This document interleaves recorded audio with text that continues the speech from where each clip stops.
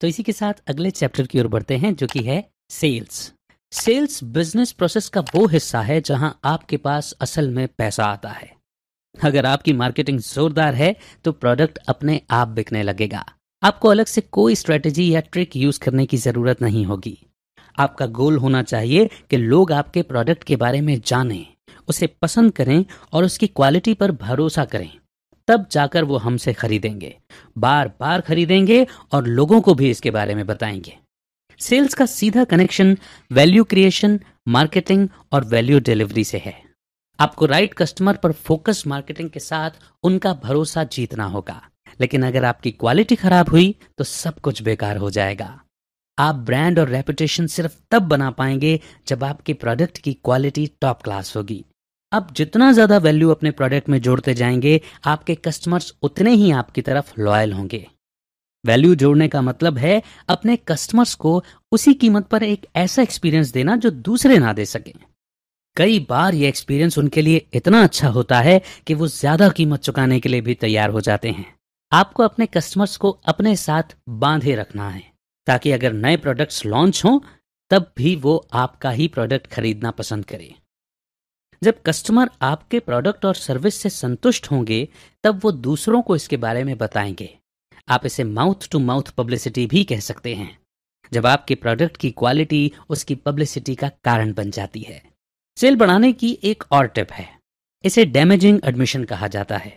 जब कोई चीज बहुत अच्छी होती है तो लोगों को उस पर शक होने लगता है, उस पर विश्वास करना मुश्किल हो जाता है। अगर आपका ऑफर कुछ ज्यादा ही परफेक्ट हुआ तो संभावना है कि लोग पूछने लगेंगे कि चक्कर क्या है भाई। डैमेजिंग एडमिशन कस्टमर को सीधे सीधे अपने प्रोडक्ट की कमी यानी ड्रॉबैक बताने के बारे में है। इस तरह आप उनका भरोसा जीत सकते हैं। ऐसा करने से उन्हें एहसास होगा कि आपने झूठ बोलकर उन्हें चीट करने की कोशिश नहीं की है। जॉश कॉफमैन और उनकी वाइफ केल्सी कोलोराडो में एक घर रेंट पर लेना चाहते थे। उस समय वो न्यूयॉर्क में रहते थे। उनके नए लैंडलॉर्ड बेन और बेटी ने डैमेजिंग एडमिशन का इस्तेमाल किया था। उन्होंने उन्हें प्रॉपर्टी के बारे में सब खुलकर बताया। नॉर्दर्न कोलोराडो एक पहाड़ी इलाका है। उन्होंने जॉश को बताया कि उन्हें रॉक स्लाइड के लिए तैयार रहना होगा। उन्हें आसपास के एरिया में घूमने वाले शेर और भालू से भी चौकन्ना रहना होगा। जॉश ये सुनकर घबराए नहीं और ना ही उनका मन बदला। अब वो बेन और बेटी पर और भी ज्यादा भरोसा करने लगे। उन्हें इस बात की खुशी थी कि उन्होंने कुछ छुपाया नहीं। उनके साथ क्या क्या हो सकता है इस बारे में खुलकर बता दिया। और आखिर में भालू को भगाने के लिए पेपर स्प्रे खरीदने के बाद उन्होंने फाइनली रेंट एग्रीमेंट पर साइन कर दिया। अब उन्हें एक कार की भी जरूरत थी, क्योंकि न्यूयॉर्क में उनके पास अपनी कार नहीं थी। उन्होंने online second hand car search करना शुरू किया, लेकिन ऑनलाइन एक बड़ी अमाउंट का पेमेंट करने में उन्हें हिचकिचाहट हो रही थी। तब उन्हें car dealer master auto collection के बारे में पता चला।